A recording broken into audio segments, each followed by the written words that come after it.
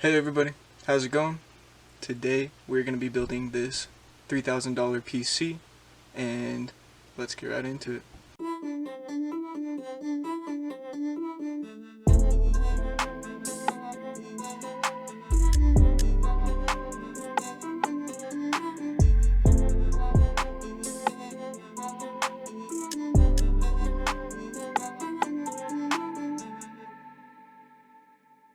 For the part list, let's just start out by going through some of the parts, explaining what we got.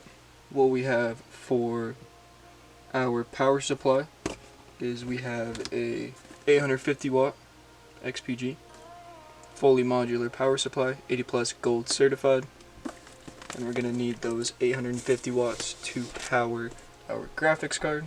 For fans, we just have a set of 3 up here fans, 120mm fans.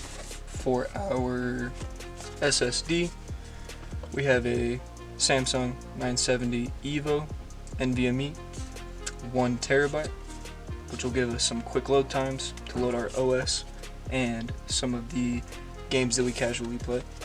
And then for RAM, we have Trident G-Skill Z Royal DDR4 RAM 3600 megahertz at a CL time of 18. And then for our cooler, we have the KRAKEN Z63. It has the built-in LCD screen. You can put any of your own logos, or it can show temps and things like that. We do have the 280mm. And then for our motherboard, we went with the Rogue MAXIMUS Hero Wi-Fi. And then with our CPU, we went with the Core i9-10900KF, so the one without the built-in graphics, because we have a graphics card, so we won't be needing that. That'll save you a little bit of money. And then for our graphics card, lo and behold, the GeForce RTX 3080 Founders Edition. I'm super excited for these parts and for this build, so let's get right into it. So first, we're going to start by putting our motherboard on top of the motherboard box, just to keep it protected and out of any area of any electricity. And then we're going to grab this little lever on the CPU cover, pull it right while pushing down a little bit, and then pull it up, and that will release the lever and the cap on top of the CPU. Now the CPU is going to have a little gold triangle on the bottom left corner, as well as your motherboard will have an indicating circle. You're going to want to line both those up, drop the CPU in, don't apply any pressure, maybe just wiggle it around a little bit, not to damage any pins. And then we're going to pull that same cap down and follow that with the lever. It's going to feel like it's almost going to break. That's okay, that's how it's supposed to feel. Just keep putting tension on that lever until eventually that top cap will pop off once you do get close to the bottom. And then you're just going to push it right like we did previously to get it out, and then slide it back under the little slot that holds it. Now for the RAM, you're just going to want to line up the little notch in the center, and you're going to want to populate the second and the fourth slot if you are running dual channel, which is 2 sticks, and then all 4 slots if you are going to be running 4 sticks of memory. And you should hear a little click like you just barely heard in the audio previously, and that's going to assure that your RAM is installed correctly.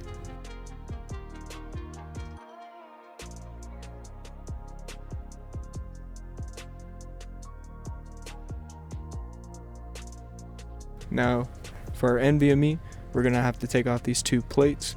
Just due to the motherboard that we have, you might not have these plates, but if you do, then you're just going to want to take a screwdriver and unscrew these screws to take off the heatsink back plates in order to remove those. Now, using this small standoff, it's a super small standoff, it's going to be in the bag of your motherboard, and you're going to want to insert that at the right length of your NVMe, just so it gives it the right height to meet up flush with the other insert. And then you're going to want to insert it straight, and how you know you inserted it correctly is it will spring up kind of like a diving board, and you'll be able to do a little boing boing boing. And then with that, you're going to take the small NVMe screw included with the standoff and screw that down.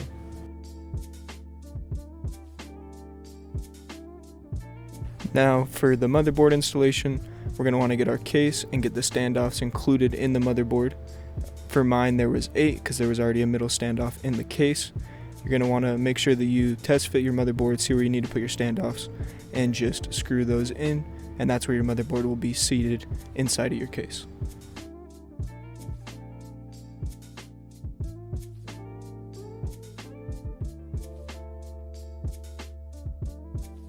Now carefully taking your motherboard, trying to hold it by the sides, not by the bottom, not to damage any of the pins. You want to slowly let down the motherboard into the case, onto those standoffs, matching them up with those little holes that you will see that would line up with those standoffs in your motherboard. Like I said, on mine there's 8, but there could be 9 on yours. Just line those up and you should be good to go. And then we'll proceed by getting the screws from the motherboard bag and screwing down our motherboard onto those standoffs. You want to get it tightened but not snug. You don't want to damage anything, so don't ever over tighten anything. Just get them to where they're holding it down. You don't want them too loose to where it's going to fall off, but if it's held down, then you know you're good to go.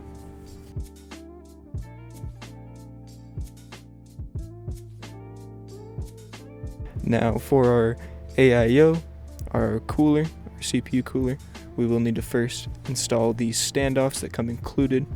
Now depending on if you have a AMD or Intel CPU, there is a difference in the back plates on the back of the motherboard.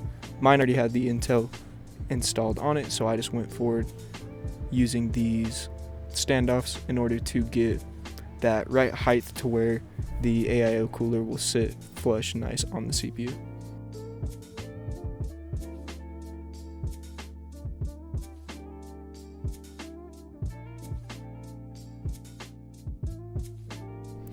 Now for the AIO, mine came already included with the 4 screws that you just want to set that AIO cooler on and then screw it down.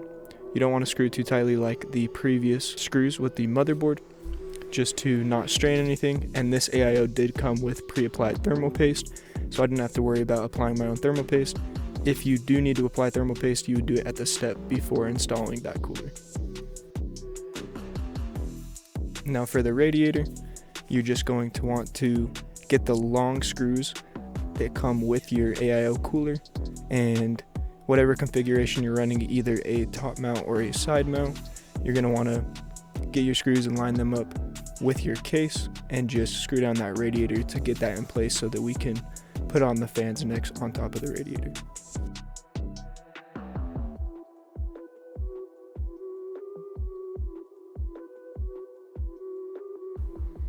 Now there will be more screws included with your AIO, and that's what you're going to want to use on your fans, as well as the washers to install those onto the radiator.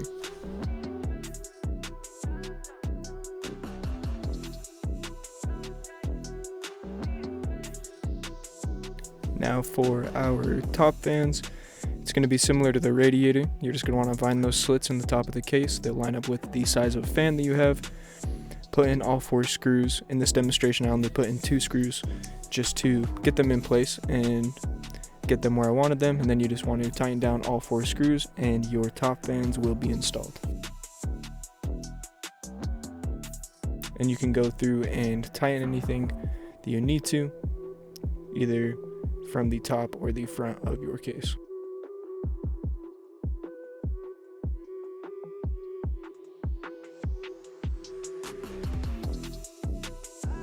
For my case, I did install a exhaust fan, and that's just a single fan on the back side of the case, and that is what I'm doing here, just following that same, using all 4 screws to get that screwed down, and your fan is installed.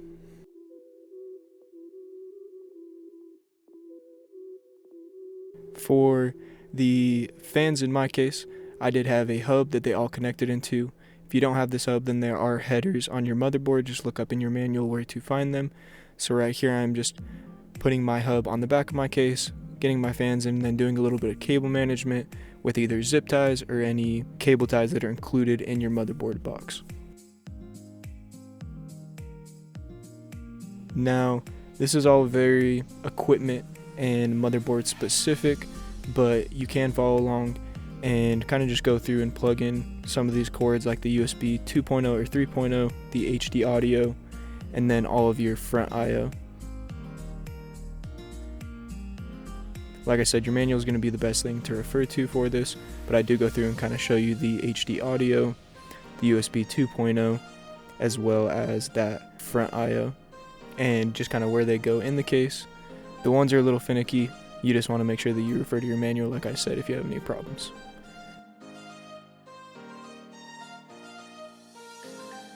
Now for our power supply, we're going to need to insert our 24 pin.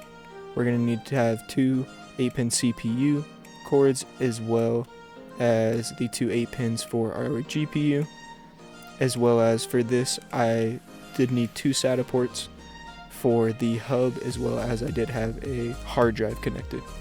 Now we're going to want to pull the power supply cords through the bottom, the shroud, and then pull the power supply through with it, and then use this back plate to secure the power supply in the case. Also, these 4 screws that are included will be used as well.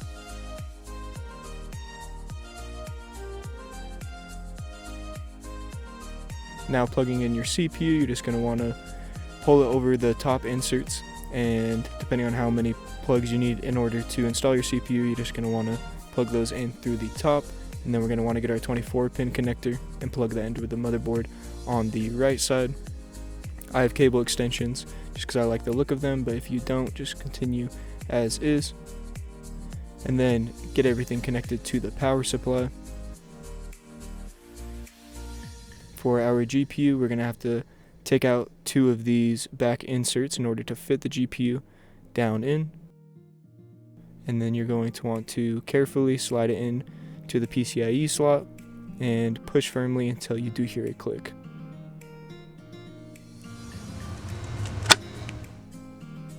And that is perfect. And then you can plug in your pins that you previously connected to your power supply.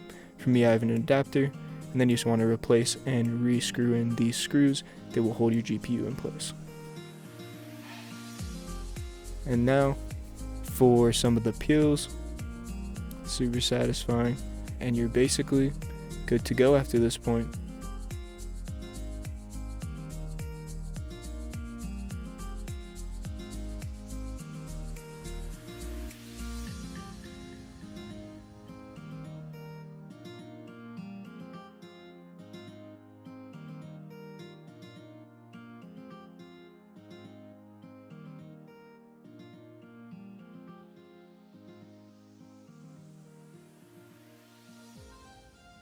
I'm super excited on this build. It was super fun building it. Now, let's see how it turned out. I'm a teacher, I'ma treat you wrong for the one time. I'ma leave, but I'ma be back home before the sunrise. R.I.P. yeah, can't believe he's gone for my whole life. Guarantee it won't be too long before my doorstep. Stop acting like you cheat. If you did enjoy this build, make sure to show your support and like, comment, and subscribe. Turn those post notifications on. But other than that, I appreciate your time. And as always, keep it G. Stop acting like a fake of a cheater. People work real hard for a reason. I'm a teacher, I'ma treat you wrong for the one time. I'ma leave, but I'ma be back home before the sunrise. R.I.P. yeah, can't believe he's gone for my whole life. Guarantee it won't be too long.